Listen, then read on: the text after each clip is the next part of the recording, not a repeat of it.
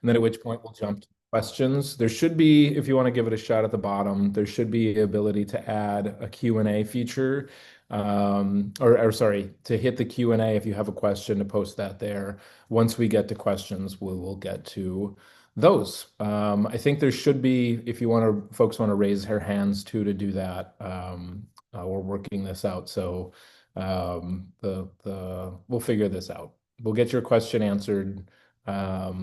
As always, we're always trying to figure out technology. So thanks for jumping on. We'll proceed with the slides. So we are now in the end of the biennium. So it will end on Monday. At that point, we're supposed to have our 2-year budget. It was over 2 weeks ago now, or over a week, about 2 weeks ago now, that Republicans kind of walked away from the budget negotiations, particularly Senate Republicans stopped negotiating with the governor. Representative Voss, who is a speaker, they've continued to talk and try and figure out a way past the impasse, but the Senate Republicans walked away. What does that mean? Well, why is that? A big part is that gerrymandering had kind of rigged the maps into place and rigged a majority for Republicans in the Assembly and in the Senate. Now, because Republicans then passed new maps, they were worried about the court coming in and giving them less or ungerrymandered maps. They ended up having less gerrymandered maps, which they passed through the legislature. They handed those to the governor. The governor signed those, and so we had fairer maps for the last cycle. That narrowed the numbers down. So now there's only a 2-vote margin in the Senate, meaning Republicans can only lose 1 vote. If they lose 2, they do not have the 17 votes they need to be able to pass a budget. Seems like a big problem. So while this might not appear to be news for most of you, and this was not news, of course, for most of the people in the state, this apparently was news for the Republican leader, Devin LeMahieu, who I think it was only last week where they realized they don't have the votes to be able to pass it with just Republican votes. There's 2 senators in particular on their side who have said no. And so now they're trying to figure out if they can work with Democrats. As of the last time I had talked to my colleagues, they have not reached out to any of the Democrats directly. That may be changing by the day. So anyways, that's why we don't have a budget. That's why we haven't seen anything come through yet. Let's go to the next slide. What is one of the other things that's kind of fueling the problems is that there's a lot of federal uncertainty. With DOGE unconstitutionally cut off a lot of funds to institutions. And so while those were shut off, it caused lasting damage before it restarted. There has not been a bill that passed to cut off those funds. But they are, of course, under threat based off the federal budget, the federal bill that is moving through the U.S. Senate and past the House. So though that high level of uncertainty, both by DOGE unconstitutionally cutting off funds to organizations that rely on those, and saying they're fraud. By the way, they have not found any fraud. There has been 0 prosecuted fraud. This was just funds that they decided to tinker with because it helped people. That ended up messing up with a lot of what we're doing here at the state, particularly in the universities and K-12 public ed. But we build our budget, the state builds its budget off of federal funding. So about 1 out of every $4 is the easiest way to think about it. 28 billion in federal funds is what we rely on. The budget is a little over $1 billion. Sorry, a little over 100 billion. So 28 billion coming from the feds, 1 and 4. So if they cut all those off, we don't have enough to be able to make up that gap as a state. So just to put it in perspective, all the income taxes that we collect as a state is not $28 million. It's less than that. So taxes would have to go up pretty significantly if the federal cuts go through the way that they're planned. Otherwise, we'll see a huge diminishment in terms of services. Think longer times for road construction. Think longer wait times in response to any need. Think like disaster relief just doesn't happen in the same way. Title One would fall apart. Your school referendums will blow up. So this is a huge impact if the federal budget goes through the way that it does. So we're waiting to figure out what that piece of it is. So the future remains uncertain as we're still trying to figure out how to navigate that through the state. Next slide. The governor has thus far not issued a veto threat. There is a report of one regarding childcare counts of saying that he would not sign a budget. That was reported as a veto threat. He has not said the word veto. And so there is an effort to try and push him on those. Why does this matter? Well, especially if things proceed where they need a Democratic vote or two from the Senate, maybe more, depending on if you start to change the math, you might lose more Republicans and the math changes. There's some clear lines in the sand that should be laid down. So these are outlined here below. You can see childcare counts. Just as folks are following this, childcare is a huge expense for families.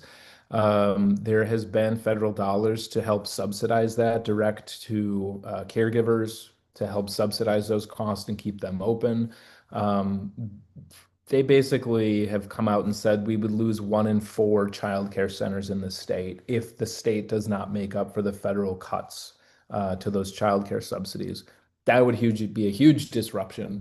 If you think about if 1 out of every 4 restaurants closed, what the impact would be, or 1 out of 4 manufacturers closed, right? So 1 out of every 4 childcare centers closing would have a detrimental and rolling impact on the entire state. So that's a huge priority.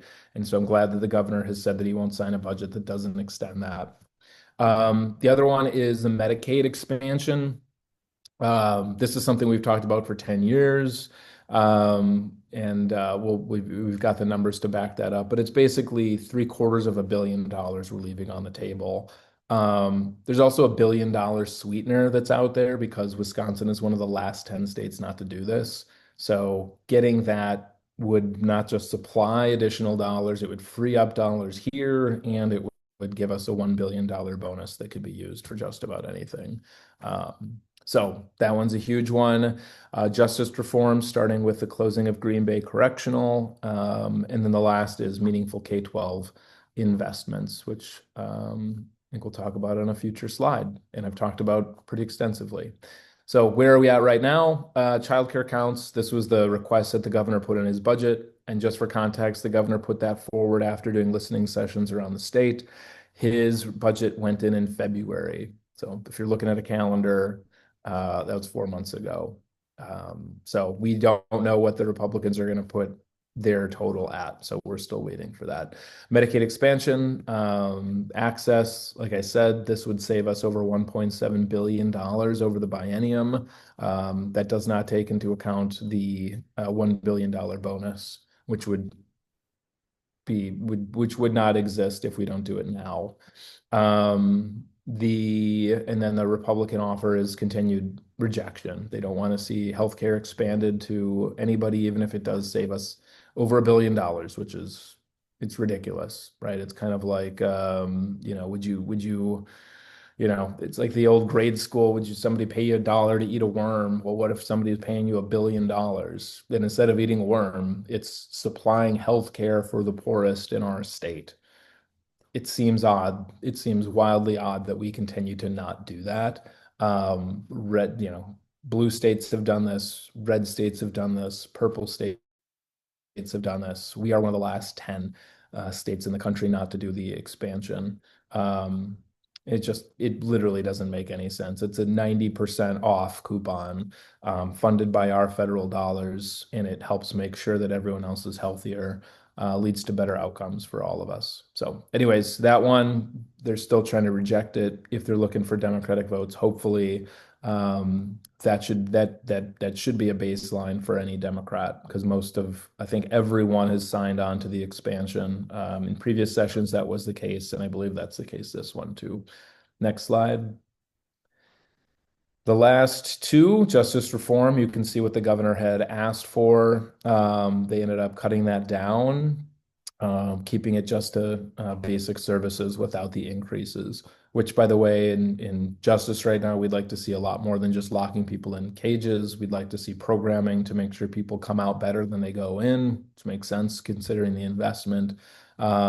Making sure that there is earned release to try and give people that path to rehabilitation and reacclimation in our state and our community. Those things were cut, and it's just to continue. So not a robust investment. K-12, which you probably heard me talk about extensively. Evers had the request of $3 billion in total investments, which included mental health care of $300 million and direct aid for schools, as well as boosting our reimbursement for special education for public schools. Right now, we're at 30%. So think about it this way, if you spend $10 on a student who has an individualized education program, something they've qualified for by going through a rigorous matrix of tests that say that yes, you have a learning disability, you need this individualized education program that must be implemented by a school. The school, by law, if it's a public school, has to implement that. When they send in the receipts to the state, they're compiled with all of the school district, all of the state's school districts, all 421. And then after a few months, they end up distributing the dollars based off of the money that was allocated in the last budget. And so right now, when they give those receipts, they get about $3 for every 10 that they spend back. So they're reimbursed for 30%. When that's the breakdown of what it means by special ed reimbursement. We have been advocating for 90%. Jill Underly advocated for 90% in her budget. The governor cut that down to 60%. And he put money towards mental health care and other things. The Republicans, as you can see, cut that down to 37%. And then there's guaranteed versus not guaranteed. Guaranteed means that you don't have to compile all those receipts and have a delay. You get reimbursed faster, and those dollars are reimbursed at that percentage. If it's not, that is some certain is what it's called, is a budget term, but that means that there's a certain amount of money and then it's distributed across all the different schools. So I always end up talking a lot more about public ed than I intend to or what the slide says. Anyways, that was Evers' request is 60%. Republicans cut it down to 37, and only a $300 million total investment. $10 million cut to mental health services, and then the backfilling of property tax relief they eliminated. And so property taxes would go up the way that Republicans have outlined their budget. That means that the per pupil increase would be forced onto your local property taxes, which if you haven't looked at your bill lately or you had a referendum lately, you'd probably know that these things that's what's already happening with this. So that's the next slide. So that's where we're at with those key four initiatives. As an aside, this is something we've heard a lot about. The 94 expansion, you can see on the map there what's going on, of where they're trying to figure out, they're looking for comments about what to do for that connector between the seven. You can see where the Home Bridge is. Everybody knows this path of if you're living in that area or south, and they're trying to figure out the connection. So there's been tons of comments. There was the open house on May 29th. I attended that. And that had a lot of folks speaking out. If you still want to do that, you can see the options there. You can also use your phone to scan the DOT QRL little box code thing there and be able to get back and say your piece of what you think should happen there. So moving on to the next slide. It's all not just doom and gloom. there are proactive things that we are doing. Here's some of the packages that are outlined that you can see there, that including at the press conference in the bottom left-hand corner of your screen. That one in particular is about responding to the federal cuts, making sure that we are safe, that we have a recourse. So these are things other states are doing too. So we're learning from what they're doing, and hopefully doing those if we don't have the support from the feds, so that we're not completely helpless. We also are trying to galvanize the inequality agenda to make sure that those constitutional rights that exist are going to be protected regardless of what happens. So, right to be able to marry and have those benefits for everybody, regardless of who you're married to. So, Gun Safe Summer is one that I know people have asked about. That's right now. This is Gun Violence Awareness Month. Gun violence is the number one cause of death in kids. America's the only country, we're number one, only country where that's the case for our kids. We can prevent that. And so we've introduced a number of pieces of legislation that would help cut down on gun violence, including a mandated 48-hour waiting period for handgun purchases. This cuts down on suicide deaths, and this cuts down on crimes of passion against domestic partners. We actually had a 48-hour waiting period in our state. Republicans thought it was a great idea to eliminate that. Wouldn't you know it, we saw a huge increase in violence as a result of it. So we know that having this in place works. It's a matter of putting it back and following what reality says, not just what gun manufacturers want. Every time there's a shooting, there's more guns that are sold because people think buying more guns keeps you safer. It's not the case. Bringing a gun into your home, particularly a handgun, increases the chances it's going to be used on you or somebody within that home, either for a crime of passion or for suicide. Two-thirds of gun deaths are suicides. So just recognizing that and being smart about it is why we introduced a package around it. So those are some of the things that we are working on. The next thing is going to the next. We have a survey that went out in spring. So one of the perks of being on the newsletter is that we actually do we ask for feedback from folks, which of course I'm doing now at the town hall. Looking forward to hearing from you. If you have questions, just add them in and we'll get back to those and hopefully answer some of them live. But this is one of the questions we put out in regards to the state reimbursement rate for public schools for special education. Before I give you the answer, I will say why we're pushing for 90% reimbursement. 90% reimbursement is the rate that private schools get if and when they take a student with an IEP. They get 90% of it reimbursed, whereas public schools currently get 30. So we asked gave a few different choices. Think of what you think that number should be, and here is what the responses are. So as you can see, the 90% guaranteed, which is the current rate for private, that got 39.2, 60%, which is what Governor Evers proposed, that got 45%.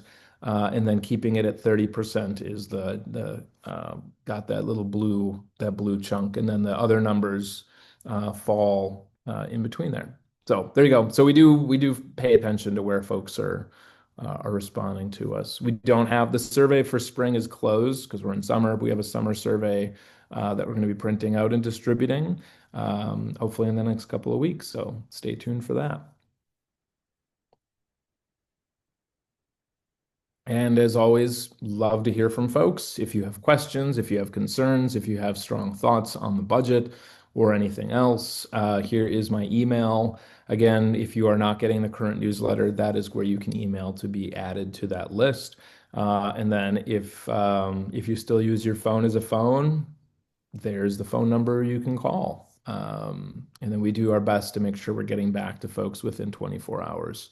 So with that, we've got plenty of time for questions.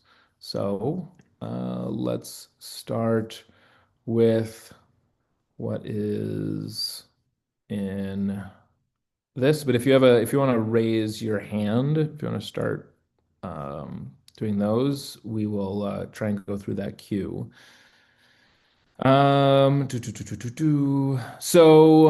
I'm trying to figure out the order here of questions. I'm not sure what the 25% from Dory Christensen refers to.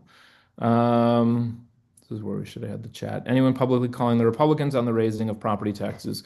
They always say they're the party of low taxes, but they are costing Wisconsin taxpayers so much more. Yeah, the good point.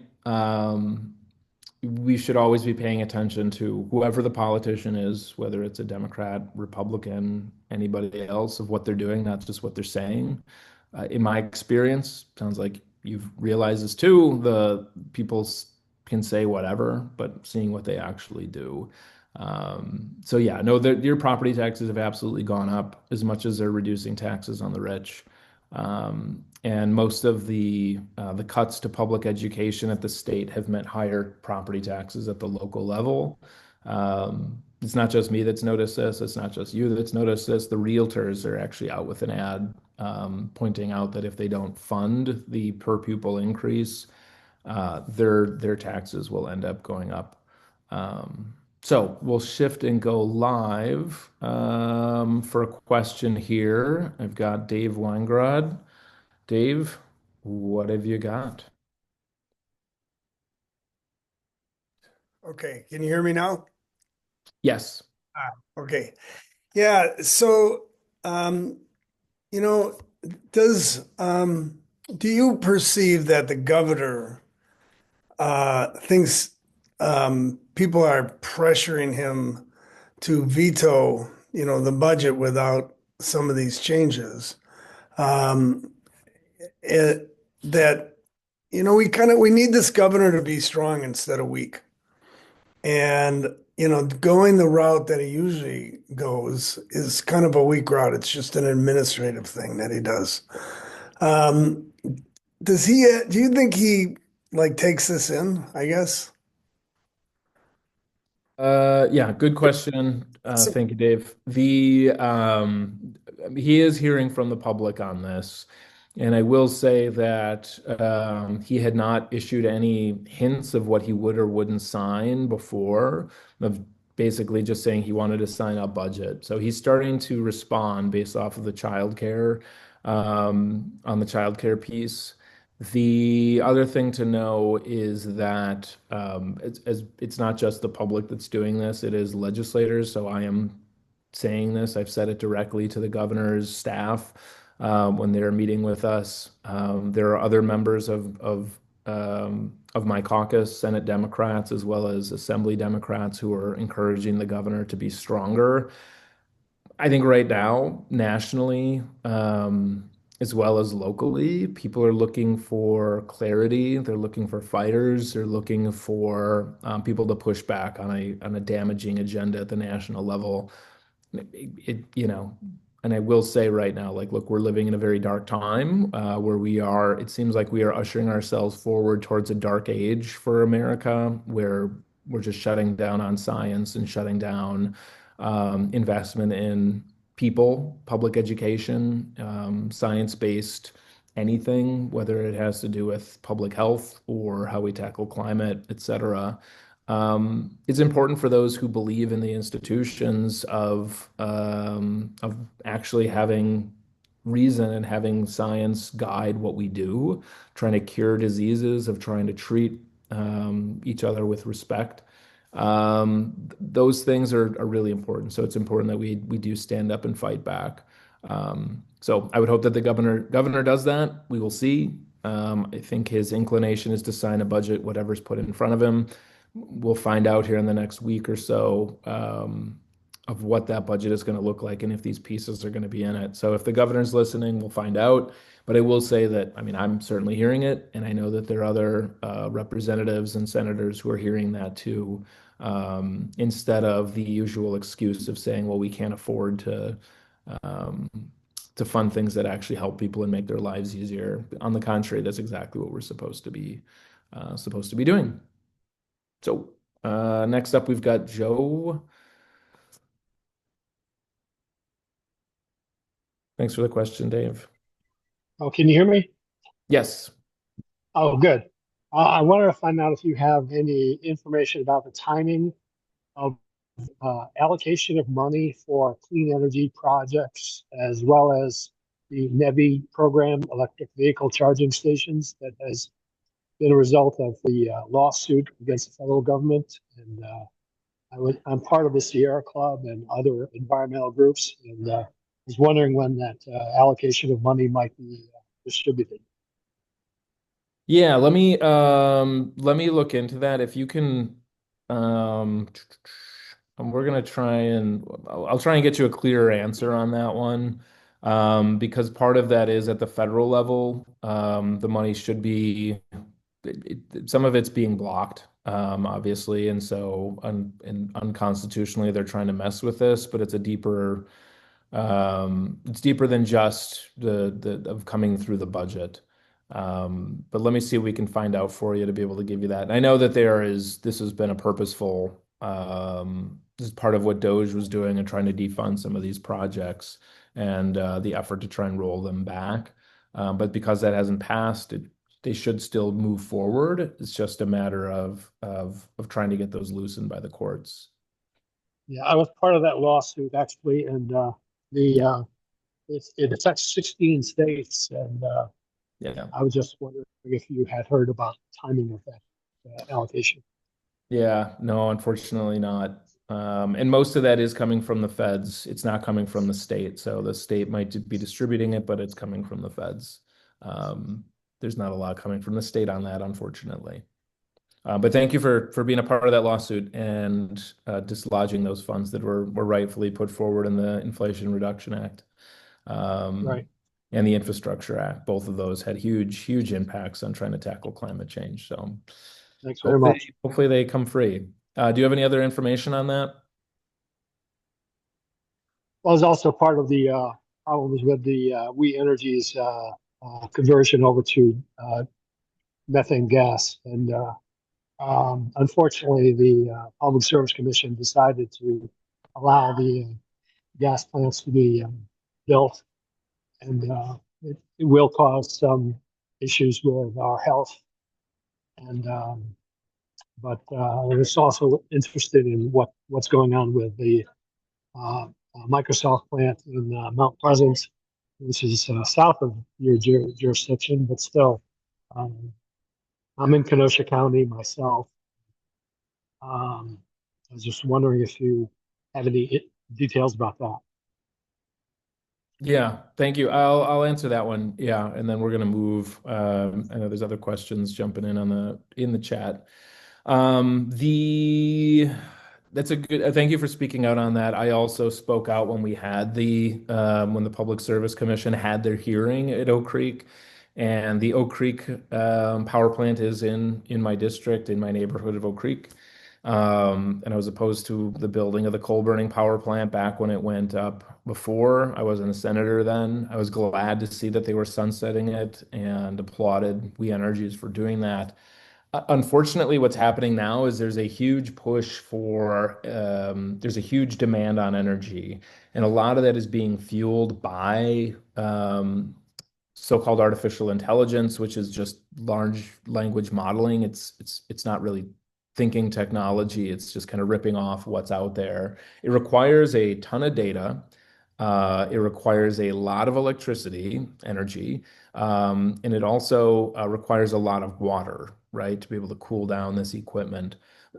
Those are things that it works in America because a lot of those costs are made external to the company, um, which means we're picking them up as the public, in terms of the water usage, in terms of the electricity that we're going to have to pay for a lot of the increased cost, as well as the pollution associated with switching from coal to methane.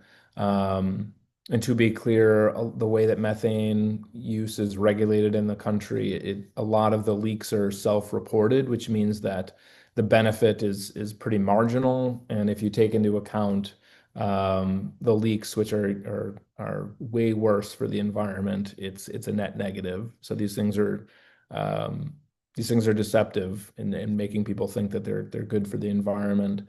Especially as we're not moving towards renewable energy. It's a huge problem. So I am very disappointed in Tony Evers and his PSC commissioners ignoring us, ignoring 90% of the public who said that they didn't want to see this happen. Disappointed that they ignored the fact that this request is hypothetical at this point. They're not even sure they're going to be building it. This does seem like it's another Foxconn situation where Microsoft, no different from other big AI companies, they try and plant a lot of seeds. They go to a lot of jurisdictions. They see what deals they can get. They shut down the ones that they don't want, and then they move forward with the ones that they do. And either way, we end up paying the cost of these new power plants that are going to go in. So if you like rate increases, if you like pollution, you're in luck. If you don't, you kind of got boxed out. You're in the majority with the rest of us, but unfortunately, the way that the system is set up is very broken. So, but the story is not done. There is some pushback. There's going to be some continued pushback against the governor, against the PSC to try and do smarter planning, particularly around um, integrated resource planning and making sure that we're being smarter about how we're doing this. So, all right. So thank you for the question, Joe. I'm going to go to, let's see what we have in the questions. That one is answered. Going to answer. We've got from Penny Boyland. What about substantially raising the minimum wage, $20 or so? Wouldn't that help families with regard to childcare and medical insurance costs? Is minimum wage no longer under discussion? So, good question. We still have the lowest minimum wage in the country, tied with any of the other states that haven't increased their minimum wage beyond the federal minimum, which, by the way, is 7.25 an hour. It's been that since 2009. Productivity has gone up. Costs certainly have gone up. Inflation certainly has gone up, but the minimum wage still is at 7.25 an hour. So yes, I'm in support of moving it up to $20 an hour as quick as we can to make up for that. No, there's no place a person can live in the state on minimum wage. It's not enough to be able to afford a place to live and a place to eat and transportation, much less the high cost of insurance. So I would say that yes, that's a minimum. But even increasing it to that amount would not cover the cost of childcare. Childcare is just off the charts ridiculous in America. The costs are just way too high, and this is affecting people's decisions in having kids. It's about and if you're on here, most likely you don't, maybe you don't have kids, maybe you have grandkids, maybe you do, and you found the time to get on here. But it costs a pretty significant amount of money to be able to send a kid to childcare. It's about $1,200 a month per kid. And so trying to be able to come up with that, the cost gets pretty overwhelming if you have more than one kid. So having that subsidized makes it a lot easier for folks. So minimum wage absolutely should go up, but we should be doing more with the power of the people banded together in government to say, you know what, childcare costs are too high, medical insurance costs are too high. Um, and that's something that I'm certainly doing and will continue to do. So thanks for that. Going back up, we hit both of those. Dory Christensen says we cannot afford to have our property increase. I think you're meaning property tax. They are sky high. There have to be areas where our government can achieve higher efficiency. Absolutely agree. And there's way too much of a reliance on property taxes. Um, just as a quick background on this, the state is supposed to collect income taxes and share it out through shared revenue.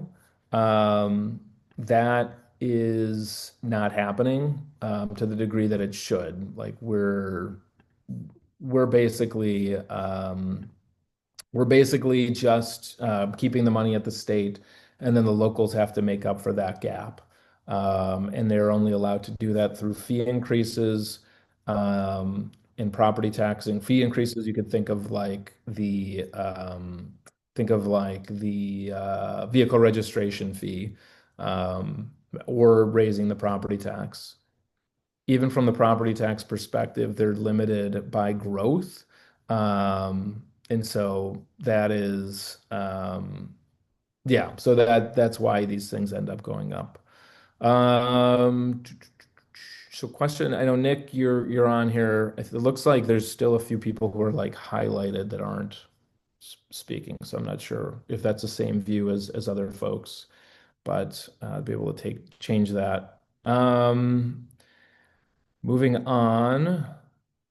Suzanne Klum. So they don't want to meet Evers' proposed 60% reimbursement for the public schools. Any talks about lowering the reimbursement for private schools? Seems like another obvious one to me. Yes, that would be a very appropriate way to be able to remedy it. I think ideologically we're not trying to bring others down. We're trying to lift everyone up to the highest, but your point is well made that if it's good enough for public schools, then well, then it should be good enough for private schools, who by law don't have to take every student and don't.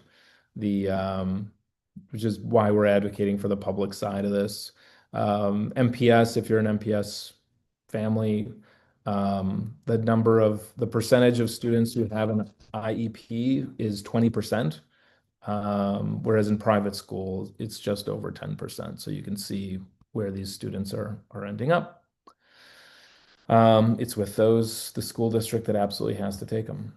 So that's that. I've got Rob Rasmussen. Why don't you support the return of the $4.2 billion surplus to the citizens? It was just distribute dis okay, to anyone who filed an income tax, they would get a payment of $1,400.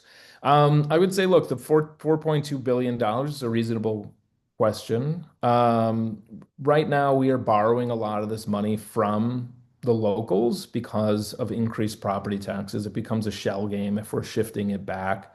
And there's things, of course, that like by banding together as is a democracy that we can solve bigger problems that individuals won't do on their own. No one is going to be forwarding their tax cut to pave the road. Nobody's going to be forwarding their tax cut to the schools to be able to give a pay increase to a special education teacher. So by being able to invest in these things that we agree through our laws that we are going to fund and take care of, that makes sense. But we have slashed these things, and frankly, we're borrowing a lot of this money.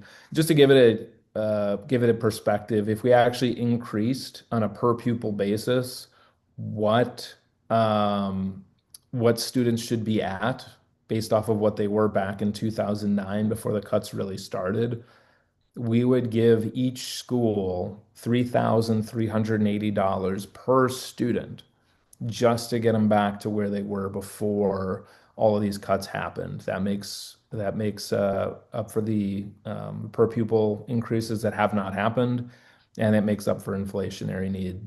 So we are woefully behind of where we should be. And of course, that has a huge impact. Test scores have dropped, outcomes have dropped.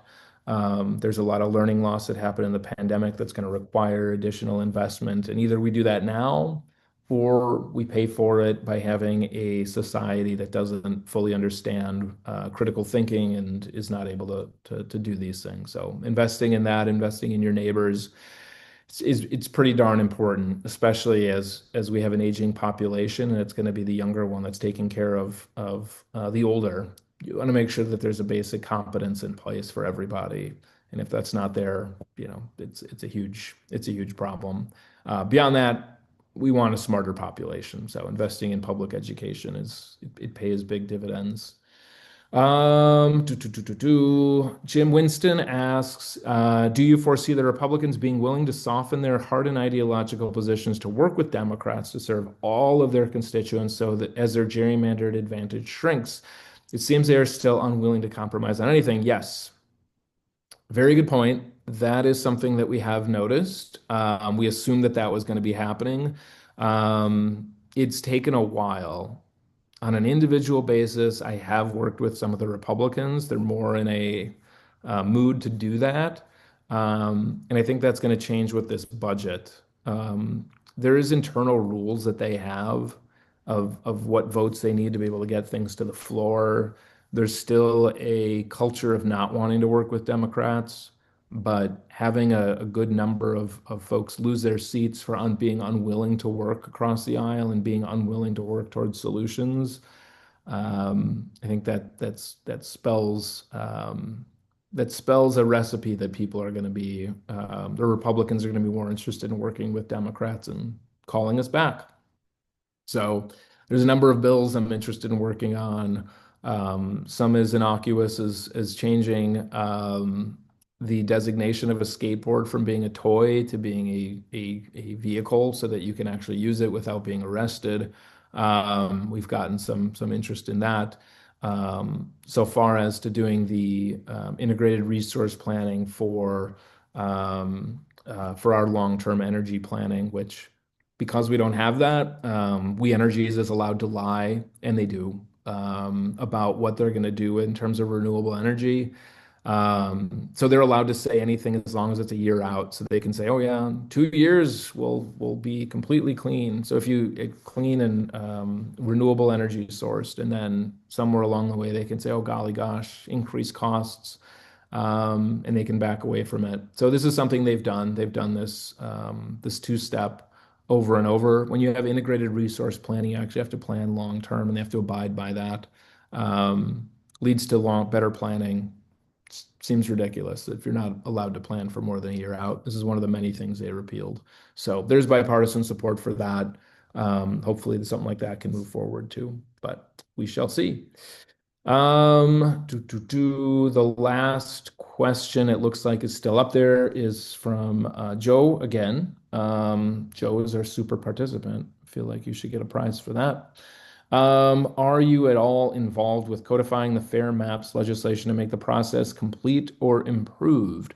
Good question. Yes, I'm a co-author of Fair Maps legislation. But of course, right now that continues to be blocked. We tried to galvanize that when we were looking at the maps last session.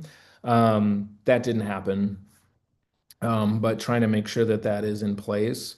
Essentially, it would have to be a constitutional change to do something like this. If we do something statutorily, in the law, they could just repeal that. So it still makes sense if it's a mixed legislature and governor of different parties, then you would have to abide by that. So we'd definitely be interested in doing that. But long term, it's going to require a constitutional change to be able to have a neutral arbiter to be able to decide the lines. And I think just looking at the attendees, I think most of you are pretty in tune with this, but if I see some names I don't recognize who are here in attendance. So I will say, why does that matter? You know, why does who draws the map matter? And I think even the term gerrymandering is one people didn't know recently. Now they recognize that as a huge problem. You're rigging the maps in favor of one party over another.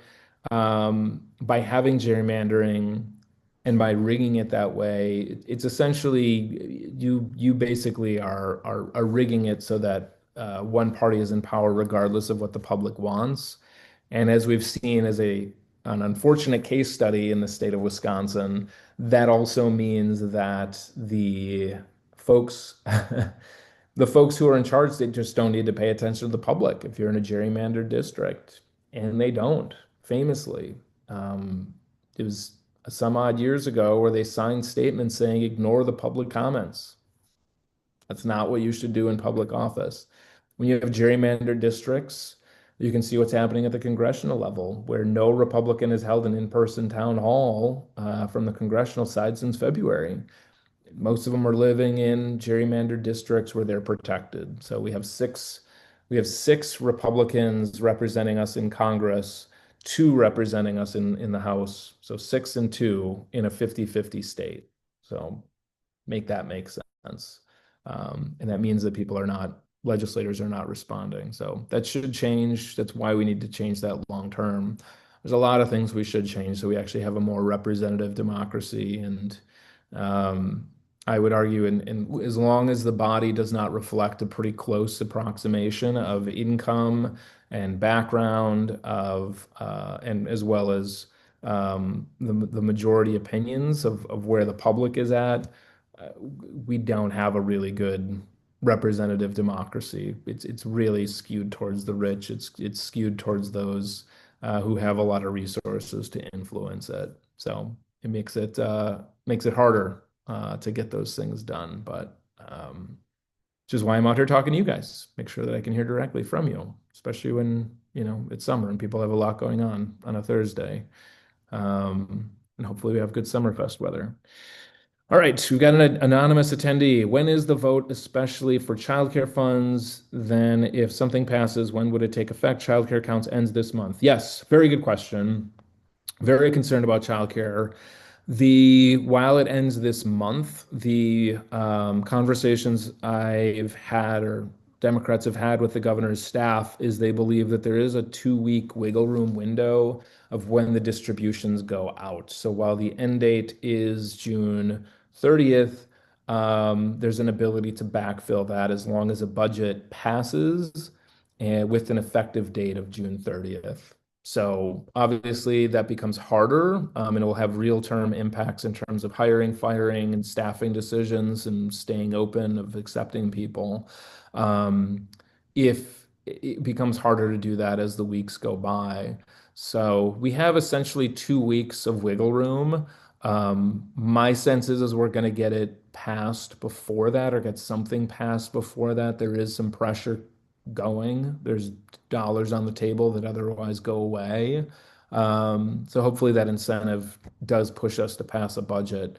If we get into September, which is the latest we've passed a budget since I've been here, that becomes a lot harder for childcare counts to work for those childcare jobs to continue to be filled if there's no guarantee that they're going to be reimbursed. So, which is why you'd see huge cuts. I still think you may end up seeing disruption in services. I'd be surprised if you don't around the state. So just stay tuned. If you have your kids in childcare, contact them, for contingency planning.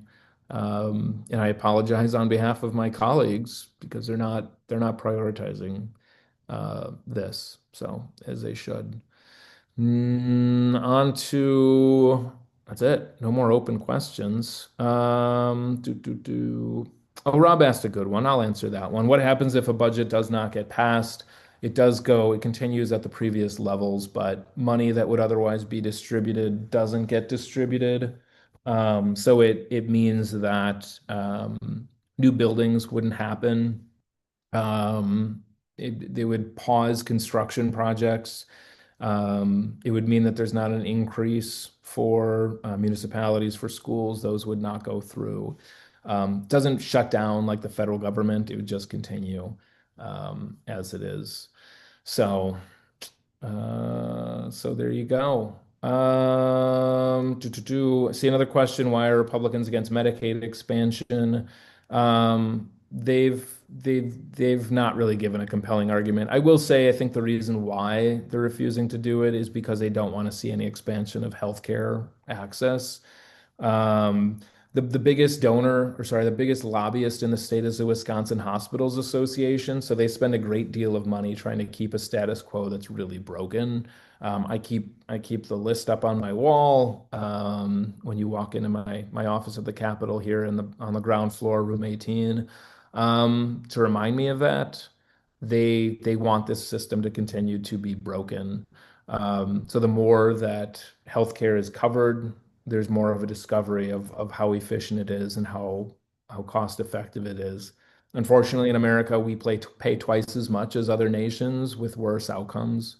We're the only nation that has something called medical debt, We're the only nation where we have a term called pre-existing conditions that aren't covered by insurance or, weren't.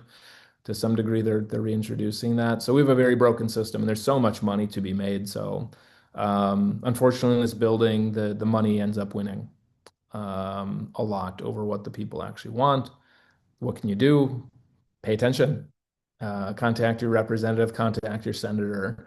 So you might not be able to overcome the highest paid lobbyists in the state, but I do sure enjoy seeing you a lot more than I enjoy seeing the lobbyists come into my office. I do enjoy talking to the public a lot more than folks who have a vested interest that is the opposite of what actually helps you. So don't give up. Continue to call, continue to push for what you think is actually needed. So there we go. It looks like we've got two more open questions from the anonymous attendee. Maybe it's two different ones. Might be one person. If you took the amounts, and I think you guys can read this if you're in there, but I'll read it anyways.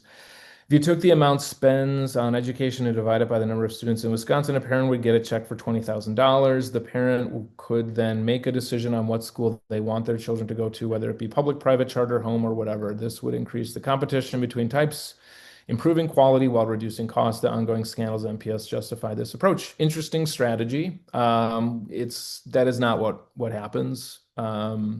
So for example, private voucher, the dollar amount is high because there's a lot of things that public schools must do by law, including doing things for private schools that they won't do. So for example, we pay for transportation for any school that's getting vouchers. So that doesn't come when you look at your tax bill, that's not on theirs because you don't see the cost of private ed. That's included. Programming in the community, other things that they supply, that is also on there. In some cases, equalization aid, so money that just flows through the school system and actually goes out in property values and in property tax breaks. That flows through there, so that increases the dollar amount. But the thing about, having money go to whatever school, private schools don't want to take every kid. That's why they don't. And they can and do kick those kids out. Usually after they get the check, something called a third Friday, they kick those kids out, send them back to a public school. Public school spends the rest of the semester trying to make up for that 3-week learning loss. But they still keep the money. They like to keep the kids that are easiest to teach. 70% is a good number for folks who are interested. 70% of the students who are getting a voucher never attended and will never attend a public school rather. So 70% of those kids, you're just subsidizing the cost of something that those parents were going to do anyways. They don't have the same standards. They don't have to take every kid. They don't have to have the same level of graduation. They don't take the same tests. So it is unfortunately very much a money-making scheme. And by the way, if you're interested, because we talk so much about vouchers, of how many students in our state are actually on it, 7%. That's the number of students that they're educating that get a voucher, 7%. And the number is 10 times that. It's over 70%, close to 80% of students who are public educated. So making sure that the entire system works for everybody is way better than distributing dollars and then saying, "Hey, let's figure out what happens with this." That becomes the Wild West. So the old voucher system at first, you had over 40% of those schools failed within 5 years. They sure as heck kept that money. We lost hundreds of millions of dollars as a result without them actually having to teach every kid. So it became a huge problem. So there we go. Rob on the Brewers bailout. Yes, absolutely. Still against it. But I still have our Brewers. I'm glad that they were able to win the series against the Pirates recently. And they have a much deserved day off. And we all have a much deserved break from traffic. Unless you're going down to Summerfest, which in that case, take the bus or bike, take a scooter. Those are the safest ways to get down there. But with that, we've hit all of them. We've got like 2 minutes left. I will say you hit this at a good time. The last update is we are getting together as a caucus in 2.5 hours to be able to figure out the latest developments. So there's been stuff happening. My phone's been buzzing. You guys have the latest information. Our the rumor is that we're going to be in next week to be able to tackle the budget. So we might be in. Um, Hopefully it'll all be done by the time you see me at the parades on the 4th of July. So stay tuned. And if you're on social media, we'll be well, first off, if you're on social media, set your time limits because it's a toxic hellscape. Secondly, check if when we're putting out our messages. If you're checking anything, that's a good one to check. But we'll put out the information as soon as we know it about when the budget is coming up. And with that, I appreciate the time that you took to hang out with us here today. And I look forward to seeing each of you in person in the community. Hopefully soon. We'll be out at the parades, and I will say we'll probably kick off the town halls again in the fall once the budget wraps. And of course, we'll be out in the community. Never feel afraid to come up and say hi and have a conversation. Let me know what you think. All right, thanks so much. We'll see you back in the district.